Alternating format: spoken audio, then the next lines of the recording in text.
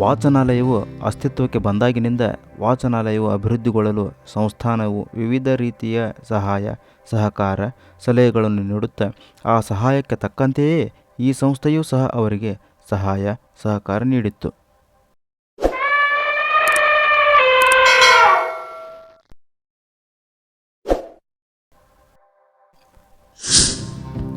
ಈ ಗ್ರಂಥಾಲಯದಲ್ಲಿ ಬಹುತೇಕ 30ಕ್ಕೂ ಹೆಚ್ಚು ದಿನಪತ್ರಿಕೆಗಳು, ಮಾಸಪತ್ರಿಕೆಗಳು, ಕಾದಂಬರಿ, ಕವನ, ಗ್ರಂಥಗಳು ಇತ್ಯಾದಿ ಪುಸ್ತಕಗಳು ಲಭ್ಯ.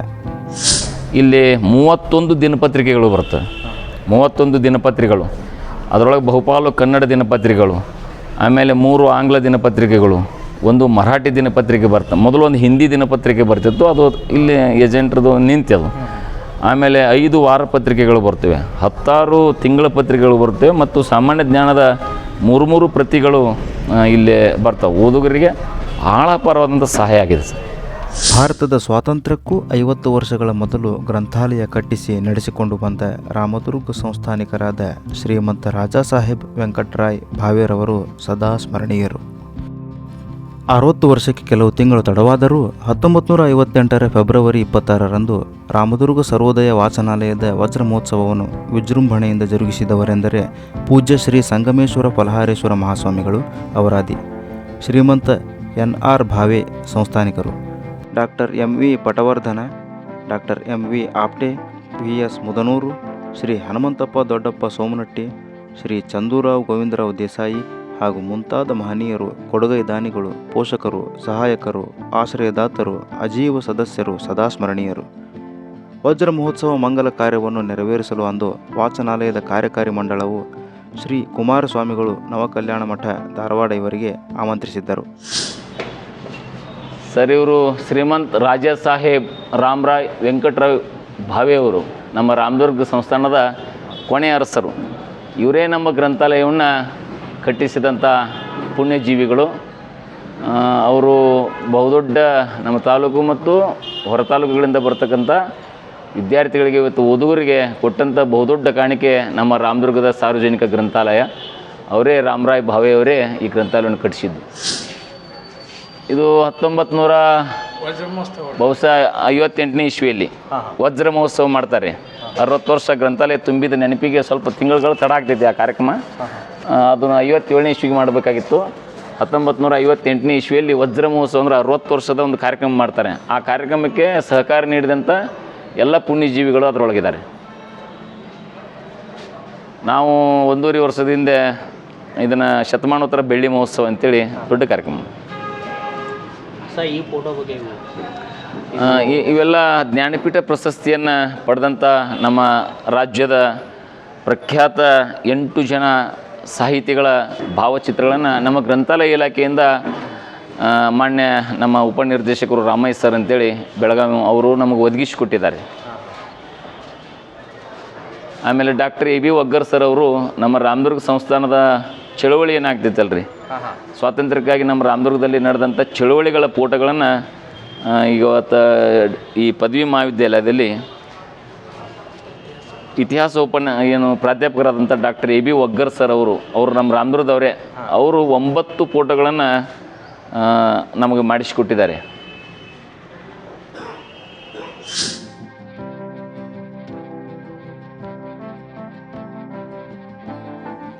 ಮಾಹಿತಿಯ ಪ್ರಕಾರ ರಾಮದುರ್ಗದ ಸಾರ್ವಜನಿಕ ಗ್ರಂಥಾಲಯವು ಕರ್ನಾಟಕ ರಾಜ್ಯದ ಪ್ರಪ್ರಥಮ ಗ್ರಂಥಾಲಯ ಹಾಗೂ ದಕ್ಷಿಣ ಭಾರತದ 5ನೇ ಗ್ರಂಥಾಲಯವಾಗಿ ಪ್ರಾರಂಭವಾಗಿತ್ತು. ಈ ಕಟ್ಟಡವನ್ನು ಸಂಸ್ಥಾನಿಕರು ವಾಚನಾಲಯದ ಉಪಯೋಗಕ್ಕಾಗಿಯೇ ಕಟ್ಟಿಸಿದ್ದರು ಎಂಬುದು ಉಪಲಬ್ಧವಿರುವ ಆಕರಗಳಿಂದ ತಿಳಿದುಬರುತ್ತದೆ. ಇತಿಹಾಸದ ಬಗ್ಗೆ ಮೊದಲಿನಿಂದಲೂ ಪುಸ್ತಕಗಳು ಅಷ್ಟಕ್ಕಷ್ಟೇ ಇದ್ದರೂ ಸಹಿತ ಇವತ್ತು ನಮ್ಮ ಕರ್ನಾಟಕ ಜಾನಪದ ವಿಶ್ವವಿದ್ಯಾಲಯ ಹೊರತಂದ ಗ್ರಾಮ ಚರಿತ್ರೆ ಕೋಶದಲ್ಲಿ ನಮ್ಮ ರಾಮದುರ್ಗದ ಬಗ್ಗೆ, ರಾಮದುರ್ಗದ ಕೋಟೆ ಬಗ್ಗೆ ಸಮಗ್ರವಾದ ಒಂದಿಷ್ಟು ಮಾಹಿತಿ ಸಿಗುತ್ತದೆ. ಇನ್ನು ಡಾಕ್ಟರ್ AV ಒಗ್ಗರ್ ಸರ್ ಅವರು ಬರೆದಂಥ ರಾಮದುರ್ಗ ವಿಮೋಚನಾ ಹೋರಾಟ ಅಂತಕ್ಕಂಥ ಪುಸ್ತಕ ಸಮಗ್ರವಾಗಿ ನಮ್ಮ ರಾಮದುರ್ಗ ಇದೇನು ಸ್ವಾತಂತ್ರ್ಯದ ಚಳವಳಿ ಅದರ ಭಾಗವಾಗಿಯೇ ಬಂದಂಥ ಒಂದು ಉತ್ತಮ ಒಂದು ಪುಸ್ತಕ ಇದೆ. ಇನ್ನಷ್ಟು ಅಲ್ಪ ಸ್ವಲ್ಪ ಮಾಹಿತಿಗಳಿವೆ. ಆಮೇಲೆ ಹಳೆಯ ಕಾಲದಲ್ಲಿ ಮುದ್ರಣ ಮಾಧ್ಯಮಗಳು ಇರದೇ ಕಾರಣ ಆಮೇಲೆ ಆಗ ಒಂದಿಷ್ಟು ಪುಸ್ತಕಗಳನ್ನ ಬರೀಲಿಕ್ಕೆ ಮುಜುಗರ ಪಡ್ತಿದ್ರು. ಏನಾರು ಆದಿತ್ತು ರಾಜಾಜ್ಞೆಗಳು, ಏನಾರು ಆದಿತ್ತು ನಮ್ಮ ಕಟ್ಲೆ ಆದಿತ್ತು, ನಮಗೇನಾರು ತೊಂದರೆ ಆಯಿತು ಅಂತೇಳಿ ಬರೆಯೋರು ಕೂಡ ಅಷ್ಟು ಕಷ್ಟ ಇದ್ದಂಥದ್ದು ಒಂದು ಇತಿಹಾಸದಲ್ಲಿ. ಆದರೂ ಸಹಿತ ನಮ್ಗೆ ನಮ್ಮ ಸಂಸ್ಥಾನ ಮತ್ತು ನಮ್ಮ ರಾಮದುರ್ಗ ಬಗ್ಗೆ ಎಷ್ಟು ಸಿಗಬೇಕು ಅಷ್ಟು ಉತ್ತಮವಾದಂಥ ಮಾಹಿತಿ ಇದೆ ರೀ. 1897ರಿಂದ 1934ರವರೆಗೆ ಈ ಕಟ್ಟಡಕ್ಕೆ ಯಾವ ತರಹದ ಬಾಡಿಗೆ ಅಥವಾ ದುರಸ್ತಿ ಖರ್ಚು ಇರಲಿಲ್ಲ ಎಂಬುದು ತಿಳಿದುಬರುತ್ತದೆ. ತರುವಾಯ ದಿನಾಂಕ 1/7/1935 ಪ್ರಕಾರ 7ರಿಂದ 11 ರೂಪಾಯಿಗಳಂತೆ ಬಾಡಿಗೆಗೆ ಎಂದು ಸಂಸ್ಥಾನಿಕರ ಇಂಜಿನಿಯರುಗಳಿಗೆ ಕೊಡುತ್ತಿದ್ದರು. ನಂತರ ವಾಚನಾಲಯದ ಉತ್ಪನ್ನದ ದೃಷ್ಟಿಯಿಂದ deputy engineer sub division Ramdurg ಇವರ ಜೊತೆಗೆ ಪತ್ರ ವ್ಯವಹಾರ ನಡೆಸಿ ಬಾಡಿಗೆ ಹಣವನ್ನು ಉಳಿತಾಯ ಮಾಡುವ ಪ್ರಯತ್ನ ನಡೆಯಿತು. ಈ ಪ್ರಯತ್ನದ ಫಲಾಫಲವಾಗಿ ದಿನಾಂಕ 29/10/1957ರಂದು ಡೆಪ್ಯೂಟಿ ಇಂಜಿನಿಯರ್ ಮತ್ತು ಆಗಿನ ವಾಚನಾಲಯದ ಅಧ್ಯಕ್ಷರಾಗಿದ್ದ ಶ್ರೀ VS ಕುಲಕರ್ಣಿ ಇವರ ನಡುವೆ ಕರಾರು ಪತ್ರದನ್ವಯ ಪ್ರತಿ ವರ್ಷಕ್ಕೆ 10 ರೂಪಾಯಿ ಬಾಡಿಗೆ ಎಂದು ನಿರ್ಣಯಿಸಲ್ಪಟ್ಟಿತು. ನಂತರ ವಾಚನಾಲಯದ ದುರಸ್ತಿ ಖರ್ಚನ್ನು ಅವರೇ ನೋಡಿಕೊಳ್ಳಬೇಕಾಯಿತು. ಸರ್ ಇದೇ ಪುಸ್ತಕ? ಹಾಂ ಸರ್, ಕರ್ನಾಟಕ ಗ್ರಾಮ ಚರಿತ್ರೆ ಕೋಶ ಬೆಳಗಾವಿ ಅಂತೇಳಿ. ಹಾಂ ಸರ್. ಇದನ್ನು ನಮ್ಮ ಕರ್ನಾಟಕ ಜಾನಪದ ವಿಶ್ವವಿದ್ಯಾಲಯ ಗೋಟಗೋಡಿ ಸಿಗ್ಗಾಂವ ತಾಲೂಕು ಹಾವೇರಿ ಜಿಲ್ಲೆಯವರು ಮಾಡಿದ್ದಾರೆ. ಈ ಪುಸ್ತಕ ಆಗುವಂಥ ಸಂದರ್ಭದಲ್ಲಿ ಕರ್ನಾಟಕ ಸರ್ಕಾರ ನನ್ನನ್ನು ಆ ವಿಶ್ವವಿದ್ಯಾಲಯಕ್ಕೆ ಸೆನೆಟ್ ಮೆಂಬರ್ ಅಂತೇಳಿ, ಶೈಕ್ಷಣಿಕ ಪರಿಷತ್ ಸದಸ್ಯ ಅಂತೇಳಿ ಕೂಡ ನಾನು 3 ವರ್ಷಗಳವರೆಗೆ ಕರ್ನಾಟಕ ಸರ್ಕಾರ ನನ್ನನ್ನು ಕೂಡ ಆಯ್ಕೆ ಮಾಡಿತ್ತು. ಈ ಪುಸ್ತಕ ಆಗುವಂಥ ಸಂದರ್ಭದಲ್ಲಿ ನಾನು ಕೂಡ ಅಲ್ಲೇ ವಿಶ್ವವಿದ್ಯಾಲಯದಲ್ಲಿ ಸೇವೆ ಸಲ್ಲಿಸ್ತಿದ್ದೆ. ಇದರಲ್ಲಿ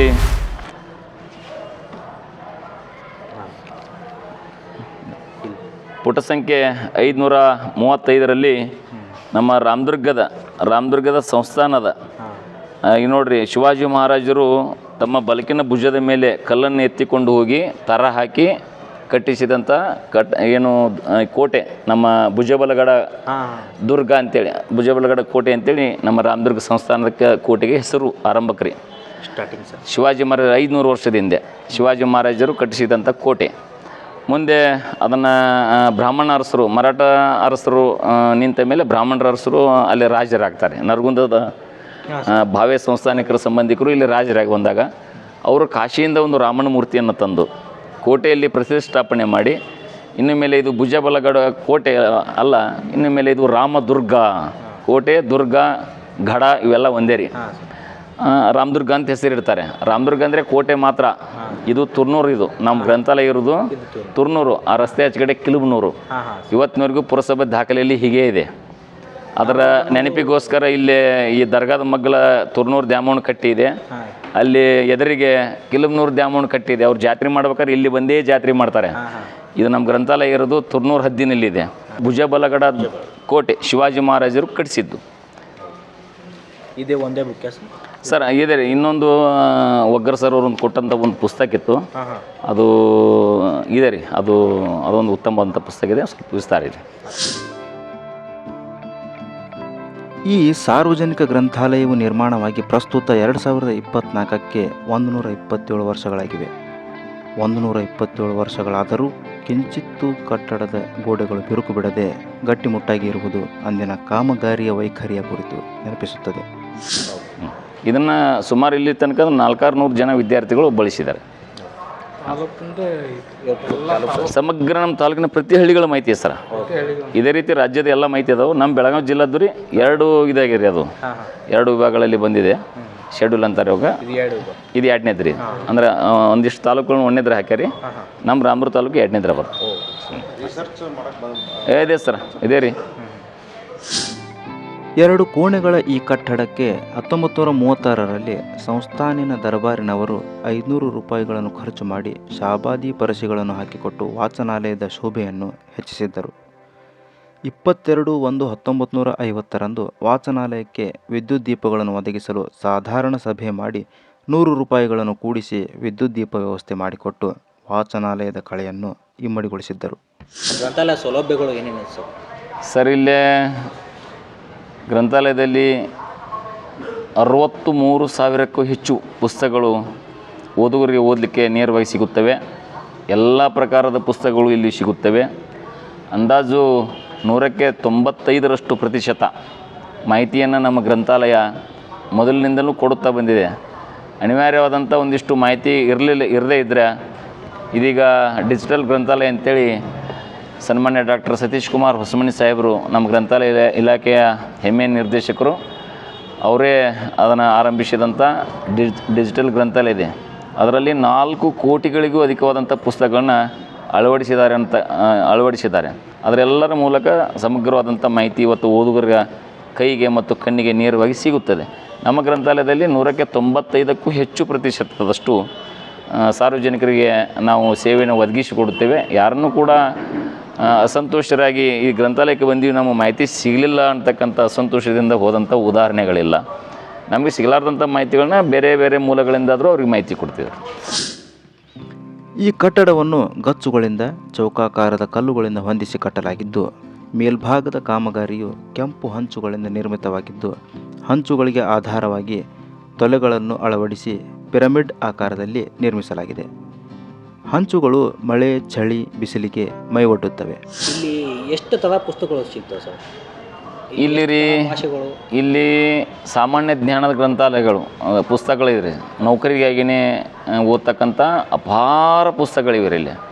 ಆಮೇಲೆ ಜನಪದ ಸಾಹಿತ್ಯವಿದೆ, ಕನ್ನಡ ಸಾಹಿತ್ಯವಿದೆ, ವಿಮರ್ಶೆ ಇದೆ, ಜೀವನ ಚರಿತ್ರೆಗಳಿವೆ, ಧಾರ್ಮಿಕ ಗ್ರಂಥಗಳಿವೆ, ನಾಟಕಕ್ಕೆ ಸಂಬಂಧಪಟ್ಟಂಥ ಹಲವಾರು ಗ್ರಂಥಗಳಿವೆ, ಕತೆ, ಕವನ, ಕಾದಂಬರಿ, ಪಠ್ಯ ಪುಸ್ತಕಗಳು, ಆಮೇಲೆ ಸಂದರ್ಭ ಗ್ರಂಥಗಳು, ಆಮೇಲೆ ಪರಿಸರಕ್ಕೆ ಸಂಬಂಧಪಟ್ಟಂಥ ಪುಸ್ತಕಗಳು, ಮಹಿಳೆಯರಿಗೆ ಮಕ್ಕಳಿಗೆ ಸಂಬಂಧಪಟ್ಟಂಥ ಪುಸ್ತಕಗಳು, ರೈತರಿಗೆ ಸಂಬಂಧಪಟ್ಟಂಥ ಪುಸ್ತಕಗಳು.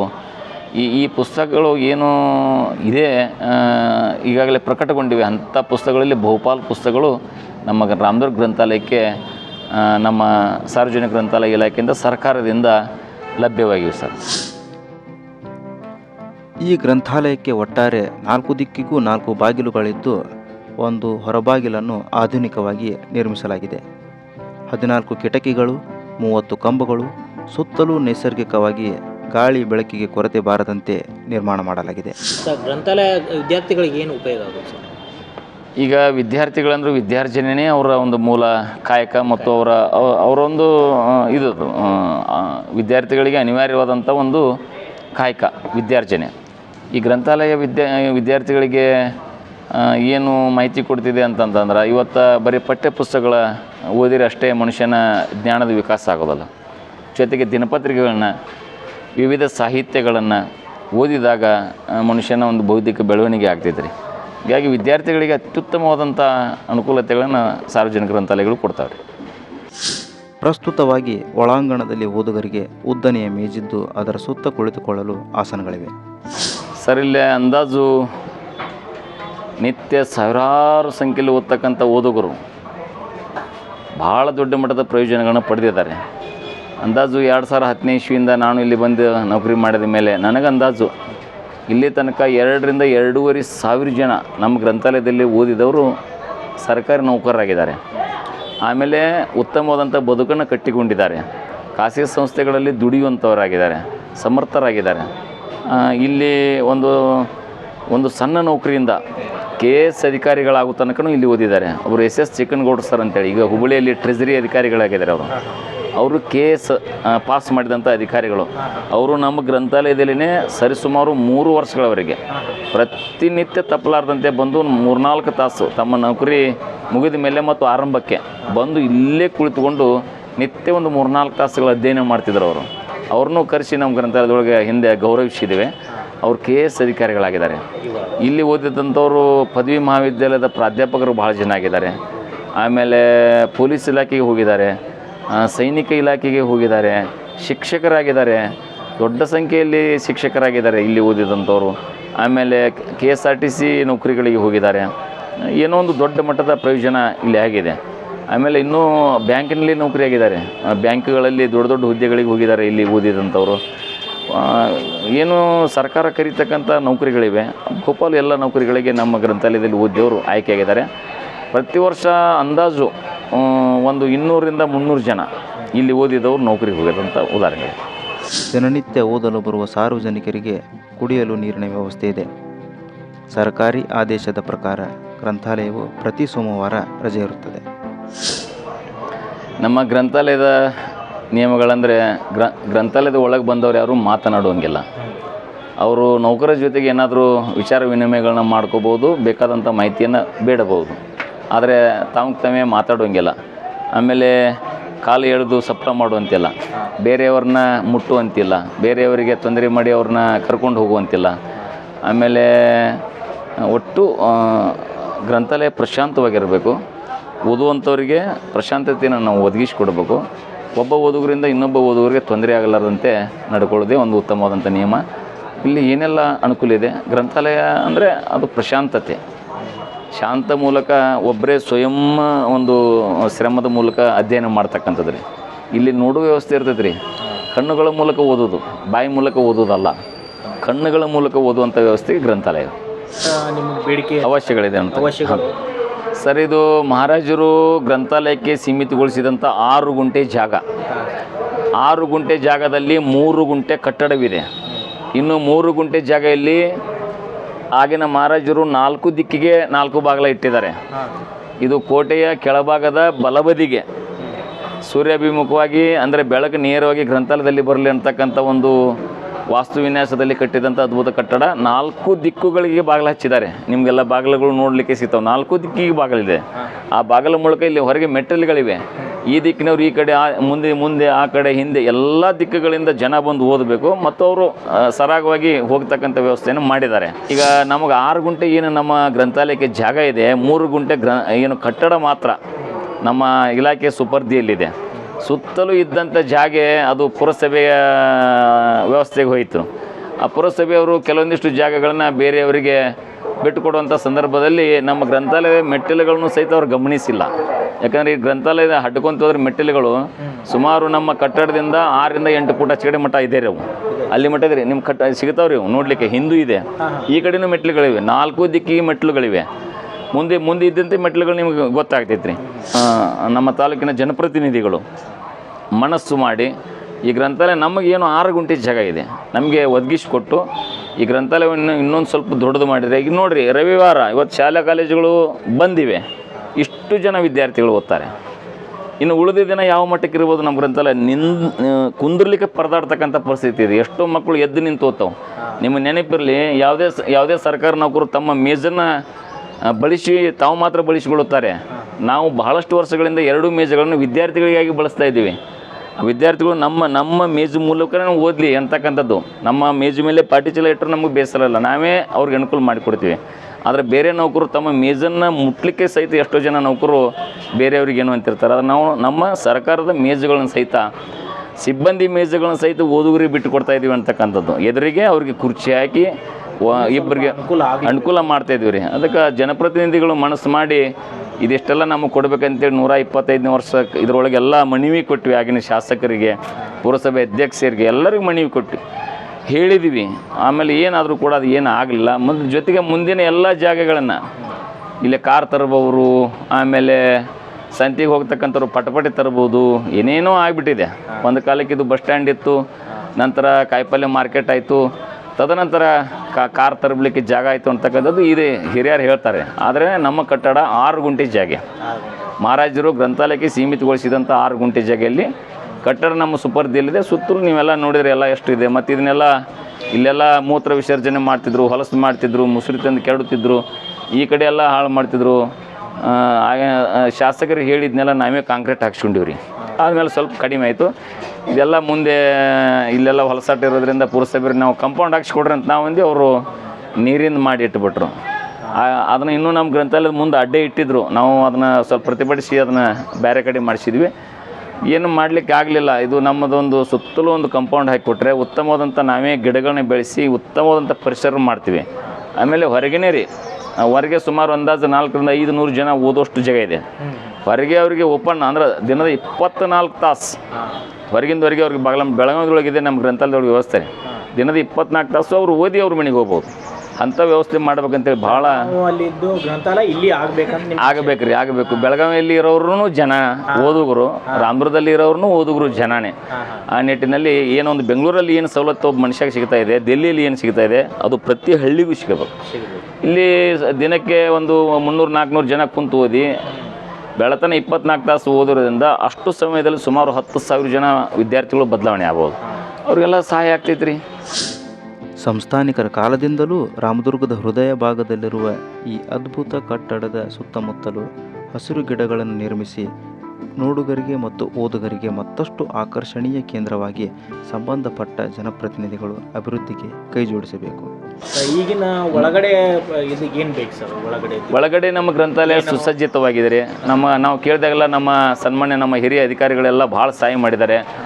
ಆಮೇಲೆ ತಗಡು ಹಾಕಿಸ್ಕೊಟ್ಟಿದ್ದಾರೆ. ಇದೆಲ್ಲ ಶಾಸಕರ ಒಂದು ಆದೇಶದ ಮೇರೆಗೆ ಆದಂಥದ್ದು. ಒಳಗೆ ಹಿಂದೆ ನಮಗೊಂದು ರೂಮಿಗೆ ನಮ್ಮ ಬೆಳಗಾವಿಗೆ ನಮ್ಮ ಸಾರ್ವಜನಿಕ ಗ್ರಂಥಾಲಯ ಇಲಾಖೆಯಿಂದನೇ ಮಾಡಿಸಿಕೊಟ್ಟಿದ್ದಾರೆ. ಅದೆಲ್ಲ ಮೇಲೆ ಸೋರ್ತಿತ್ತು, ಎಲ್ಲ ತಗಡು ಹಾಕಿಸ್ಕೊಟ್ಟಿದ್ದಾರೆ. ಇದು ಮತ್ತು ಶಾಸಕರ ಆದೇಶದ ಮೇರೆಗೆ ನೆಲಹಾಸುವಾಗಿದೆ. ಏನೆಲ್ಲ ಸಹಾಯ ಆಗಿದೆ, ಕಟ್ಟಡಕ್ಕೆ ಏನು ತೊಂದರೆ ಇಲ್ಲ. ಆಮೇಲೆ ಇದು ಪೂರ ಇದನ್ನು ತೆಗೆದು ಕಾಂಕ್ರೀಟ್ ಹಾಕ್ಬೇಕಂದ್ರೆ ಮಹಾರಾಜರ ಆಶಯಕ್ಕೆ ನಾವು ತೊಂದರೆ ಮಾಡ್ದಂಗೆ. ಯಾಕಂದರೆ ಇದು ಸ್ವಾತಂತ್ರ್ಯ ಪೂರ್ವದಂಥ ಕಟ್ಟಡ, ಇದನ್ನು ನಾವು ಕಾಪಾಡ್ಕೋಬೇಕ್ರಿ. ಮತ್ತು ಇಲ್ಲಿ ಒಂದು ಗೀರು ಬಿದ್ದಿಲ್ಲ ರೀ, ಇಲ್ಲಿ ಒಂದು ಏನಾಗಿಲ್ಲ. ಸುಮಾರು ಕ್ರ್ಯಾಕ್ ಆಗಿಲ್ಲ. ಇನ್ನೊಂದು 300-400 ವರ್ಷ ಆದ್ರೂ ಕೂಡ ಏನಾಗಲ್ಲ. ಅಷ್ಟು ಅರ್ಧಗಚ್ಚ ಹಾಕಿ ಅಷ್ಟು ಅದ್ಭುತವಾಗಿ ಕಟ್ಟಿದಂಥ ವಿನ್ಯಾಸದ ಕಟ್ಟಡ ರೀ. ಇದು ಗಚ್ಚಲ್ಲಿ ಮಾಡಿದ್ದಾರೆ. ಗಚ್ಚಿದೆ ರೀ. ಅಲ್ಲಿ ನಾನು ಕುಂತಲ್ಲಿ ಹಿಂದೆ ಗಚ್ಚು ಕಾಣ್ತೈತಿ ನಿಮಗೆ. ಇದು ಸಿಮೆಂಟ್ ಉಪಯೋಗ ಮಾಡಿಲ್ಲ, ಗಚ್ಚು ಉಪಯೋಗ ಮಾಡಿದ್ದಾರೆ. ಹೀಗಾಗಿ ಭಾಳ ಸುಭದ್ರ ಆಗಿದೆ. ಇದನ್ನ ಅದರ ವಿನ್ಯಾಸ ಕೆಡಬಾರ್ದು ಅಂತೇಳಿ ನಾವು ಇಲ್ಲಿ ಓಡಾಡ್ಸ್ಕೋಬೋದು ರೀ. ಇಲ್ಲಿಂದ ಸುಮಾರು ನಮ್ಮ ಮೆಟ್ಲೆಲ್ಲಿದೆ ರೀ, ಅಲ್ಲಿ ಮಟ್ಟ ಓಡಾಡ್ಸ್ಕೊಂಡು ಇಷ್ಟು ವಿದ್ಯಾರ್ಥಿಗಳಿಗೆ ಇನ್ನೂ ಆ ಕಡೆ ನಾವು ಅನುಕೂಲ ಮಾಡ್ಬೋದು. ಹಿಂದೂ ಓಡಾಡ್ಸ್ಕೋಬೋದು, ಆ ಕಡೆನೂ ಓಡಾಡ್ಸ್ಕೋಬೋದು. ಅಲ್ಲಿ ನಮ್ಮ ಮೆಟ್ಲುಗಳಿವೆ. ಅಂದಾಜು ಆ ಗಿಡ ತನಕ ಗ್ರಂಥಾಲಯ ಜಾಗನೇ ಇದೆ. ಮುಂದೆ ರಸ್ತೆವರೆಗೆ ಗ್ರಂಥಾಲಯದ ಜಾಗ. ಇದು ಯಾರ್ದೂ ಅಲ್ಲ ಜಾಗ, ಗ್ರಂಥಾಲಯದ್ದೇ ಜಾಗ. ದುರ್ದೈವ ಅದು ಪುರಸಭೆ ನೋಂದಣಿ ಒಳಗೆ ಪುರಸಭೆಗೆ ಹೋಗಿ ಅದು ಬೇರೆ ಬೇರೆ ಬೇರೆ ಬೇರೆ ಆಕಾರ ಪಡಿತಾ ಇದೆ. ಅವರು ಇವತ್ತು ಸಾವಿರಾರು ಬಡ ವಿದ್ಯಾರ್ಥಿಗಳು, ಹಳ್ಳಿಯ ಮಕ್ಕಳು ಇಷ್ಟು ದೊಡ್ಡ ಪ್ರಮಾಣದಲ್ಲಿ ಸೇವೆ ತೊಗೊತಾರೆ. ಮತ್ತು ಇಲ್ಲಿ ಯಾವುದೇ ಜಾತಿ, ಮತ, ಭೇದ, ಧರ್ಮ, ವಯಸ್ಸ ಇನ್ನೊಂದು ಏನೂ ಇಲ್ಲ. ಒಬ್ಬ ಸಾಮಾನ್ಯ ಸಣ್ಣ ಓದ್ತಕ್ಕಂಥ 2ನೇ ತರಗತಿ ಮಗು ಇದ್ದರೂ ಸಹಿತ ಅವನಿಗೆ ಅಕ್ಷರ ಓದಲಿಕ್ಕೆ ಬಂದ್ರೆ ಸಾಕು.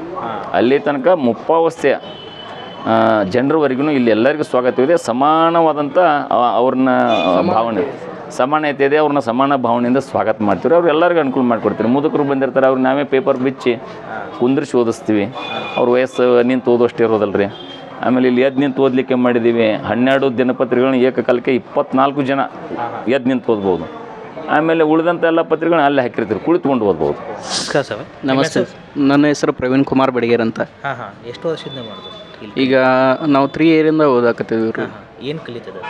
ನಾವೀಗ ಕೋಆಪ್ರೇಟಿವ್ ಸೆಕ್ಟರ್ ಒಳಗೆ ವರ್ಕ್ ಮಾಡ್ತೀವಿ ರೀ. ಇಲ್ಲಿ ವರ್ಕ್ ಮಾಡ್ಕೊತಾನೆ ಇಲ್ಲಿ ಓದ್ತೀವಿ ರೀ.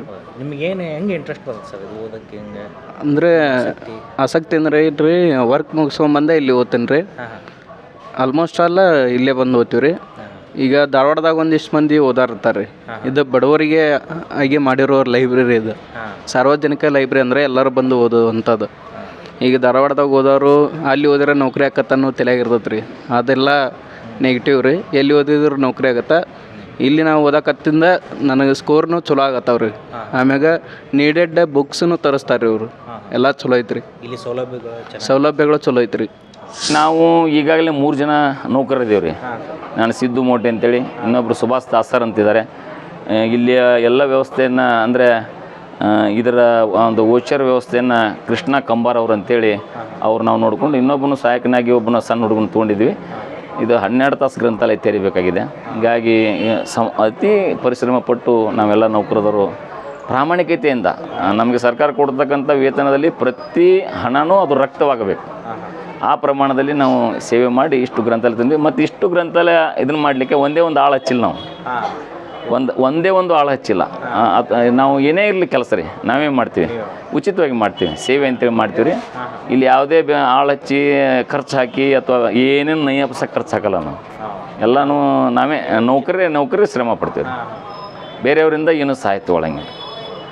ಆಮೇಲೆ ನಮ್ಮ 125 ವರ್ಷದ ಒಂದು ಅವಧಿಯಲ್ಲಿ ಸುಮಾರು 8 ಜನ ನಮ್ಮ ರಾಮದುರ್ಗದ ಪುಣ್ಯಾತ್ಮರು 125 ಕುರ್ಚಿ ಕೊಡಿಸಿದ್ದಾರೆ. ಅವರು ಪ್ರೀತಿಯಿಂದನೂ ಕೊಡಿಸಿದ್ದಾರೆ. 25, 20 ಹೀಗೆಲ್ಲ ಭಾಳ ದೊಡ್ಡ ಮಟ್ಟದೊಳಗೆ ಕುರ್ಚಿ ಕೊಡಿಸಿದ್ರು. ಒಬ್ಬರು 30 ಕುರ್ಚಿ ಕೊಡಿಸಿದ್ದಾರೆ. 110 ಕುರ್ಚಿಗಳನ್ನು ಅವರೇ ಸ್ವಯಂವಾಗಿ ದೇಣಿ ಕೊಟ್ಟಿದ್ರು. ಅವ್ರನ್ನೆಲ್ಲ ನಮ್ಮ ಸನ್ಮಾನ್ಯ ನಿರ್ದೇಶಕರ ಕೈಯಿಂದ ಅವ್ರನ್ನ ಸನ್ಮಾನಿಸಿದರು. ನಮಗೆ ಇದು ನನಗಾಗಿ ಅಲ್ಲ, ನಮ್ಮ ನೌಕರಿಗಾಗಿ ಅಲ್ಲ, ಇದು ಬೇಕಾಗಿರೋದು ರಾಮದುರ್ಗ ಮತ್ತು ರಾಮದುರ್ಗ ತಾಲೂಕಿನ ಜನತೆಗಾಗಿ ಬೇಕಾಗಿದೆ. ಆಮೇಲೆ ಇದೆಲ್ಲ ದಯವಿಟ್ಟು ಒಂದು ಕಂಪೌಂಡ್ ಹಾಕಿಕೊಟ್ಟಿದ್ದಾರೆ, ಒಂದು ಆವರಣ ಹಾಕಿಕೊಟ್ರೆ ನಮ್ಮ ರಾಮದುರ್ಗದ ಜನರಿಗೆ ಭಾಳ ಉಪಯೋಗ ಆಗ್ತೈತಿ. ಯಾಕಂದರೆ ನಾನು 20 ಕಿಲೋಮೀಟ್ರ್ ಆಚೆ ಕಡೆ ನನ್ನ ಮಕ್ಕಳು ಓದುವಂಥ ಕಾಲೇಜುಗಳು ಅಲ್ಲೆಲ್ಲ ಬೇರೆಯೇ ಇದೆ. ಇಲ್ಲಿ ನನ್ನ ಸ್ವಾರ್ಥ ಏನೂ ಇಲ್ಲ. ಇಲ್ಲಿ ನಾನು ಸುಮ್ಮನೆ ಕೂತೋದ್ರೂ ಸರ್ಕಾರ ನನಗೆ ಪಗಾರ ಕೊಡುತ್ತೆ, ಹೆಂಗೈತೆ ಹಾಗೆ ಮಾಡಿದ್ರು ಪಗಾರ ಕೊಡ್ತಾ. ಆದ್ರೆ ನಮ್ಮ ಆಶೆ ಏನಂದರೆ ರಾಮದುರ್ಗದ ಓದುಗರು, ರಾಮದುರ್ಗ ತಾಲೂಕಿನ ಓದುಗರಿಗೆ ಅನ್ಯಾಯ ಆಗಬಾರ್ದು. ಈಗಿನ ಸರ್ಕಾರಕ್ಕೆ ನೀವು ಒಂದು ಅದಕ್ಕಾಗಿ ದಯವಿಟ್ಟು ಜನಪ್ರತಿನಿಧಿಗಳು ನಮ್ಮ ಗ್ರಂಥಾಲಯಕ್ಕೆ ಮಹಾರಾಜರು ಕಟ್ಟಿಸಿದ್ದಾರೆ ಅದ್ಭುತವಂತ ಗ್ರಂಥಾಲಯ. ಈ ಗ್ರಂಥಾಲಯಕ್ಕೆ ಒಂದು ಸುತ್ತಲೂ ಒಂದು ಕಂಪೌಂಡ್ ಆವರಣ ಕಟ್ಟಿಸಿಕೊಟ್ರೆ ಅದಕ್ಕಿಂತ ಪುಣ್ಯ ಇನ್ನೊಂದಿಲ್ಲ ಅಂತಕ್ಕಂಥದ್ದನ್ನು ನೆನೆಸೋಣ. ಇನ್ನಷ್ಟು ವಿದ್ಯಾರ್ಥಿಗಳಿಗೆ ನಾವು ಸಹಾಯ ಮಾಡ್ತೀವಿ. ನಮ್ಮ ಇಲಾಖೆಯಿಂದ ನಮ್ಮ ಬೆಳಗಾವಿ ನಮ್ಮ ಮುಖ್ಯ ಗ್ರಂಥಾಲಯ ಕಚೇರಿಗೆ ಸಾಹೇಬರಿಗೆಲ್ಲ ವಿನಂತಿ ಮಾಡಿಕೊಂಡು ಹೊರಗೂ ಕೂಡ ನಾವು ಇನ್ನೊಂದಿಷ್ಟು ಸೀಟ್ಗಳನ್ನ ಏರಿಸಿ ಮಾಡಿ ಅವರಿಗೆ ಒಂದು 300 ಜನರಿಗೆ ಕಾಲ ಕುಂದ್ರಂಗೆ ಮಾಡಿ 24 ತಾಸು ಅವ್ರು ಓದ್ಬೋದು. ವಿದ್ಯುತ್ ವ್ಯವಸ್ಥೆ ಕೊಟ್ಟುಬಿಟ್ರೆ ಸಾಕು, ಅವರೇ ಇದನ್ನು ಮಾಡ್ಕೊಂಡು ಒಟ್ಟು ಬಾಗ್ಲನೇ ಹಾಕ್ಲಾರ್ದಂತೆ ಓದನ್ನು ಮಾಡಬೋದು. ನಾವು ಆ ವ್ಯವಸ್ಥೆಗೆ ತರಬೇಕಂತೇಳಿ ಒಂದು ಆಸೆ ಇದೆ. ಚಂದ್ರಿಕಾ ಲಮಾಣಿ ಸರ್. ನಾನಿಲ್ಲಿ ಸುಮಾರು 1 ವರ್ಷ ಆಯ್ತು ಸರ್ ಇಲ್ಲಿ ಓದಕ್ಕೆ ಬರ್ತಿದ್ದು. ಇಲ್ಲಿ ಎಲ್ಲ ಓದಲಿಕ್ಕೆ ಎಲ್ಲ ಬುಕ್ ಸ್ಪೆಷಲಿಟಿ ಅವೆಲ್ಲ ಇದೆ ಸರ್. ಮತ್ತು ಇಲ್ಲಿ ಓದಲಿಕ್ಕೆ ತುಂಬ ಚೆನ್ನಾಗಿದೆ ಸರ್. ನಾನು ಫಸ್ಟ್ ಬಂದಾಗ ಬರೀ 2 ತಾಸು 3 ತಾಸು ಅಷ್ಟೇ ಓದ್ತಿದ್ದೆ ಸರ್. ಇವಾಗ ಮಿನಿಮಮ್ 6ರಿಂದ 7 ತಾಸು ಓದ್ತೀನಿ ಸರ್ ಇಲ್ಲಿ. ಮತ್ತು ಇಲ್ಲಿ ಸರ್ ಎಲ್ಲರೂ ಚಲೋ ಅದಾರ ಸರ್. ಮತ್ತು ಇಲ್ಲಿ ಕುಡಿಲಿಕ್ಕೆ ನೀರು ಸ್ಪೆಷಲಿಟಿ ಎಲ್ಲ ಇದೆ ಸರ್. ಮತ್ತು ಇಲ್ಲಿ ಎಲ್ಲರೂ ಓದಲಿಕ್ಕೆ ಬರ್ತಿದ್ದಾರೆ. ಮೊದಲೆಲ್ಲ ಭಾಳ ಜನ ಬರ್ತಿರ್ಕಿಲ್ಲ ಸರ್, ಇವಾಗ ತುಂಬ ಜನ ಬರ್ತಾರೆ ಸರ್ ಇಲ್ಲಿ. ನೀವೇನು ಕಲಿತಾ ಇದ್ದೀರಿ? ನಾನು BA ಡಿಗ್ರಿ ಇದ್ದೀನಿ ಸರ್, 2nd ಇಯರ್ ಸರ್ ಈ ಸಲ. ನಂದು ವಿಶ್ವಭಾರತಿ ಕಾಲೇಜ್ ಸರ್. ಇಲ್ಲಿ ಟೋಟಲಾಗಿ ಎಷ್ಟು ಬುಕ್ಸ್ಗಳು ಸರ್? 63,000 ಪುಸ್ತಕಗಳಿವೆ. ಜೊತೆಗೆ ನಾವು 5 ಕಡೆ ಗ್ರಂಥಾಲಯಗಳನ್ನು ನಮ್ಮ ಗ್ರಂಥಾಲಯ ಇಲಾಖೆ ಸಹಾಯದೊಂದಿಗೆ 5 ಅಂದರೆ ಹಳ್ಳಿಗಳಲ್ಲಿ ಗ್ರಾಮ ಪಂಚಾಯತ್ ಗ್ರಂಥಾಲಯಗಳಿಲ್ಲ ಸರ್. ಸಣ್ಣ ಹಳ್ಳಿಗಳಲ್ಲಿ ಗ್ರಾಮ ಪಂಚಾಯತಿಗಳು ಇದ್ದಲ್ಲಿ ಮಾತ್ರ ಗ್ರಾಮ ಪಂಚಾಯತ್ ಗ್ರಂಥಾಲಯಗಳದಾವೆ. ಗ್ರಾಮ ಪಂಚಾಯತಿಗಳು ಇರಲಾರ್ದಂಥ ಹಳ್ಳಿಗಳಲ್ಲಿ ಸಹಿತ 5 ಕಡೆ ಗ್ರಂಥಾಲಯವನ್ನು ಆರಂಭಿಸಿದ್ದೀವಿ. ಇಲ್ಲಿ ಚೆನ್ನಾಪುರದೊಳಗಂದ್ರೆ, ಸಿದ್ನಾಳು ಒಂದೊಳಗಂದ್ರೆ, ಸುನ್ನಾಳದೊಳಗಿದೆ ರೀ, ಕಲಹಾಳ ಮತ್ತು ಶಿವಪೇಟೆ. ಆ ಎಲ್ಲ ಗ್ರಂಥಾಲಯಗಳಿಗೆ ನಮ್ಮ ಬೆಳಗಾವಿಯಿಂದ ಒಂದು ಚೆನ್ನಾಪುರಕ್ಕೆ 1,000 ಪುಸ್ತಕಗಳು, ಸಿದ್ನಾಳ ಮತ್ತು ಕಲಹಾಳಕ್ಕೆ ನಮ್ಮ ಗ್ರಂಥಾಲಯದಿಂದ ನಮ್ಮ ಸಾಹೇಬರ ಒಂದು ಆದೇಶದ ಮೇರೆಗೆ 500 ಪುಸ್ತಕಗಳನ್ನು ಇಲ್ಲಿಂದ ಕೊಟ್ಟಿದ್ವಿ. ಇನ್ನು ಶಿವಪೇಟೆಯಲ್ಲಿ ಮತ್ತು ಸುನ್ನಾಳದಲ್ಲಿ ಆದಂಥ ಗ್ರಂಥಾಲಯಗಳಿಗೆ ನೀವು ಮನವಿ ಕೊಡ್ರಿ, ನಮ್ಮ ಸಾಹೇಬರ ಗಮನಕ್ಕೆ ತರ್ತೀವಿ, ಅವ್ರ ಆದೇಶ ಹೋದ್ಲೇ ನಿಮ್ಗೆ ಪುಸ್ತಕ ಕೊಡ್ತೀವಿ ಅಂತ ಅವ್ರಿಗೆ 10 ಬಾರಿ ಹೇಳಿದ್ವಿ. ಅವ್ರು ಇನ್ನೂ ಮನವಿ ಕೊಟ್ಟಿಲ್ಲ ರೀ. ಅವು ನಡೆದವು ಒಟ್ಟು 5 ಕಡೆ ಗ್ರಂಥಾಲಯ. ಸರ್ ನಿಮ್ಮ ಹೆಸರೇನು? ಫಕೀರಪ್ಪ ದೊಡ್ಡಮಡಿ, ನಿವೃತ್ತ ಲೈಬ್ರರಿ ಅಸಿಸ್ಟೆಂಟ್. ನಾವು CS ಮುಂಬೈ ಕಾಲೇಜ್ 33 ಸರ್ವಿಸ್ ಮಾಡೀವಿ. ಈ ವಿದ್ಯಾರ್ಥಿಗಳಿಗೆ ಏನೈತಲ್ಲ, ನಮ್ಮ ಕಾಲೇಜ್ನಾಗ ಸಪ್ರೇಟ್ ಒಂದು ಸಂಡೇ ದಿವಸ ಮಾಡೋಕ್ಕೂ ಅನುಕೂಲ ಐತಿ. ಪ್ರಾಚಾರ್ಯ ಹೇಳಿದ್ರೆ ಸಂಡೇ ದಿವಸ ಮಾಡೋಕ್ಕೂ ಅವ್ರಿಗೆ ಅನುಕೂಲ ಐತಿ. ಇಲ್ಲಿ ಲೈಬ್ರರಿ ಬಗ್ಗೆ ಲೈಬ್ರರಿ ಬಗ್ಗೆ ಉತ್ತಮ ಇದೈತಿ. ಎಲ್ಲ ಪ್ರಕ್ರಿಯೆ ಚಲೋ ಐತಿ, ಅಭ್ಯಾಸ ಮಾಡೋಕೆ ಅನುಕೂಲ ಐತಿ, ಎಲ್ಲ ಥರದಿಂದ ಅನುಕೂಲ ಐತಿ. ಇಲ್ಲಿ ಮತ್ತೆ ಏನಾಗ್ಬೇಕು ಸರ್ ನಿಮಗೆ? ಇಲ್ಲೇನಂದ್ರೆ ಈಗ ಸಾಕಷ್ಟು ಸಫಿಷಿಯೆಂಟ್ ಎಲ್ಲ ಕುರ್ಚಿ ಅದಾವು, ಎಲ್ಲ ಅದಾವು, ಎಲ್ಲ ಫೆಸಿಲಿಟಿ ಐತಿ.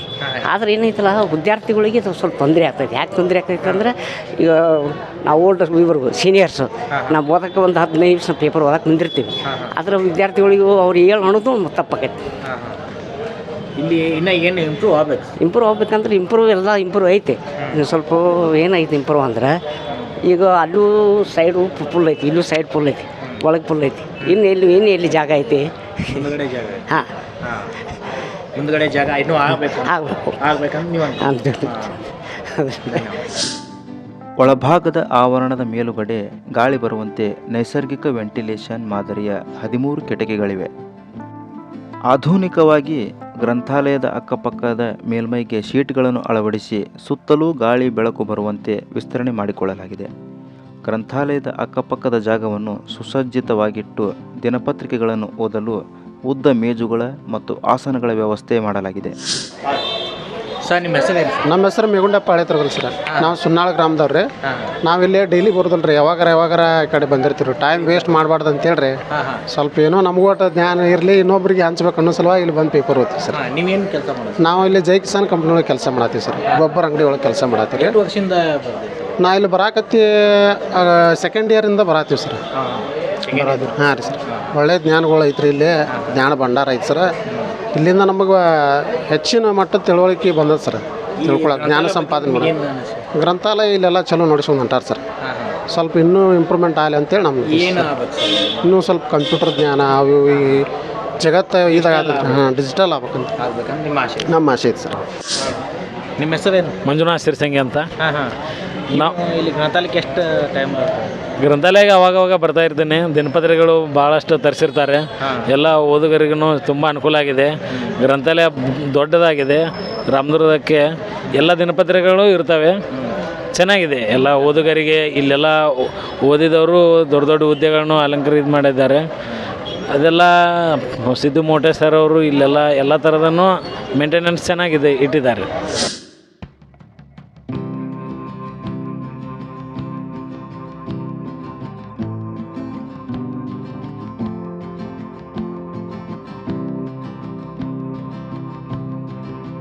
ನಿಮ್ಮ ಹೆಸರೇನು ರೀ? Basappa Yallappa Barmuji sir, Narasapura sir. ಇಲ್ಲಿ ಒಂದು 7-8 ವರ್ಷ ಹತ್ತು ಬರಾಕತ್ತೆ ಸರ್. ನಾನು KMP ಕಾರ್ಯದರ್ಶಿ ಸರ್, ನರಸಾಪುರ ಸಂಘದ ಹಾಲಿನ ಡೇರಿ ಸರ್, ಡೇರಿಗೆ ಸೆಕ್ರೆಟರಿ ಸರ್. ನಾನು ಇಲ್ಲೇ ಪೇಪರ್ ಹವ್ಯಾಸ ಓದಾಕೆ ಬಂದೇ ಬರ್ತೀವಿ ಸರ್. ನಾವು ಓದುಗರಿಗೆ ಡಿಸ್ಟೆನ್ಸ್ ಆಗ್ಬಾರ್ದು ಸರ್, ಹಳ್ಳಿ ಮಕ್ಕಳಿಗೆ ಸರ್. ಎಷ್ಟೋ ನೌಕರಿ ಹವ್ಯಾಸದಿಂದ ನನ್ನ ಮಕ್ಕಳು ಸರ್, ಈಗ ನನ್ನ ಮಗಳು BMS ಮಾಡಾಕ್ತಾಳ್ರಿ, ಇಂಜಿಲ್ಕ್ ಅದಾಳ ಸರ್. ಆದರೂ ನಾವು ಮಗ ಬೇಯಿಸಿ ಸರ್ ಮುಗಿತೀವಿ, ಅವ ಇಲ್ಲಿ ಬರ್ತಾನೆ ಸರ್ ಓದಾಕ. ಆದರೂ ಮಕ್ಕಳಿಗೆ ಗ್ಯಾಪ್ ಆಗ್ಬಾರ್ದು ಸರ್ ಇಲ್ಲಿ ಸರ್, ಡಿಸ್ಟರ್ಬ್ ಆಗ್ಬಾರ್ದು ಸರ್. ಹೊರಗಿಂದ ಡಿಸ್ಟರ್ಬ್ ಆಗಲೇಬಾರ್ದು ಸರ್. ದಯಮಾಡಿ ಸಣ್ಣ ಡಿಗ್ರಿ ಹೊಲ್ರು ಸರ್, ಅದು 94-95 ಅಂದರೆ ಡಿಗ್ರಿ ಸರ್ ನಂದು. ಜನಪ್ರತಿನಿಧಿಗಳಾಯ್ತು ಇವತ್ತು ಯಾರೋ ಆಯ್ತು ಸರ್, ಇದು ಕ್ಲಿಯರ್ ಆಗ್ಬೇಕು ಸರ್. ಓದೋರು ಸರ್ ನೋಡಬಾರ್ದು ಸರ್. ಮಕ್ಕಳಿಗೆ ಸರ್ ಇವತ್ತು ಗ್ಯಾಪ ತಲೆಯಾಗ ಏನು ಹೊದರ್ಗಿಂದ ಬರಬಾರ್ದು ಸರ್. ಸರ್ ಓದಾಕಂದ್ರೆ ಸರ್ ಎಲ್ಲ ಬುಕ್ ಸಿಗ್ತಾವೆ ಸರ್. ಇಲ್ಲಿ ರಾಜ್ ಮಹಾರಾಜ್ ಕೊಡೋದು ಪುಣ್ಯ ಸರ್. ಇದು ನಮಗೂ ಆಗಿಂದ ಕಾಲೇಜಿಂದ ಇಲ್ಲಿ ಬರ್ತಿದ್ವಿ ಸರ್ ನಾವು. ಅಭಿನಂದನೆ ಸರ್ ನಿಮ್ಗೆ. ಏಕನಾಥ್ ಇದೀರಿ ಏನು ಕಲಿಯಾತ? ನಾವು ಸೆಕೆಂಡ್ PUC ಅದು ಕಲಿಯತ್ತೀವಿ. ಯಾವ ಕಾಲೇಜ್? ಬೆಂಬಲಿಗೆ ಕಲಿಯತ್ತಿ. ನಿಮ್ಮ ಇಲ್ಲಿ ಲೈಬ್ರರಿ ಅನಿಸಿಕೆ ಏನು? ಲೈಬ್ರರಿ ನಮಗೆ ತುಂಬ ಯೋಜನೆ ಆಗಿದೆ. ನಮ್ಮ ಊರಿನಲ್ಲಿ ಗ್ರಾಮ ಇದು ಗ್ರಂಥಾಲಯ ಇಲ್ಲದ ಕಾರಣ ಈಗ ಸುಟಿ ಇದ್ದರೂ ನಾವು ದೂರದಿಂದ ಬಂದು ಇಲ್ಲಿ ಪುಸ್ತಕಗಳನ್ನು ಓದಿ ಮಾಹಿತಿಯನ್ನು ಪಡೆಯಲು ಸಹಾಯಕವಾಗಿದೆ. ಪುಸ್ತಕದಿಂದ ನಮಗೆ ಜ್ಞಾನವನ್ನು ಪಡೆಯಲು ಗ್ರಂಥಾಲಯವು ಭಾಳ ಉಪಯೋಗವನ್ನು ಮಾಡಿಕೊಡುತ್ತದೆ. ಇದರಿಂದ ಯಾವ? ಚಿಲ್ಮೂರು. ಅಲ್ಲಿ ಗ್ರಂಥಾಲಯ ಇಲ್ಲ. ಗ್ರಂಥಾಲಯ ಇಲ್ಲ. ಅಲ್ಲಿ ಆಗ್ಬೇಕಂತ ಏನೋ ಆಸೆ ಐತೆ? ಅಲ್ಲಿ ಆಗ್ಬೇಕಂತ ಆಸೆ ಇದೆ ಸರ್, ಆದರೆ ಮಾಡ್ತಾ ಇಲ್ಲ. ಪಂಚಾಯತಿಗೆ ದೂರ ಕೊಟ್ಟಿದ್ದೀವಿ, ಆದರೂ ಮಾಡ್ತಾ. ನಿಮ್ಮ ಹೆಸರೇನು? Chetan Konannavar, second PUC commerce study ಮಾಡಿದೆ. ಯಾವ college? CS Bembali college. CS Bembali college. ಏನು ಕಲಿತದೆ ಈಗ ಡೈಲಿ ಹೆಂಗೆ ಓದೋದು? ಹೆಂಗೆ ನಿಮ್ಮ ರೂಢಿ ಹೆಂಗೆ ಬಿತ್ತದು? ಅಂದರೆ ಎಕ್ಸಾಮ್ ಸಮೀಪ ಬರ್ತಾ ಇರೋದ, ಅದಕ್ಕೆ ಓದಿ ಇಲ್ಲೇ ಕುಂತ್ರೆ ಶಾಂತತೆ ಇರುತ್ತೆ. ಸ್ವಲ್ಪ ಮನಸ್ಸು ಚಂಚಲ ಆಗಿರುತ್ತೆ, ಓದಕ್ಕೆ ಅನುಕೂಲ ಆಗುತ್ತೆ ಅಂತ ಹೇಳಿ ಬರ್ತೇವೆ. ಚಂಚಲ ಏನೋ ಆಗಲ್ಲ. ಈ ಗ್ರಂಥಾಲಯ ಬಗ್ಗೆ ನಿಮಗೇನು? ಒಳ್ಳೆಯ ಬುಕ್ಸ್ಗಳು ಸಿಗ್ತಾವೆ. ಜೀವನ ರೂಪಿಸ್ಕೊಳ್ಳಿಕ್ಕೆ, ಮಾರ್ಗದರ್ಶನ ಮಾಡ್ಕೊಳ್ಳಿಕ್ಕೆ ಅನುವು ಮಾಡಿಕೊಡುತ್ತೆ.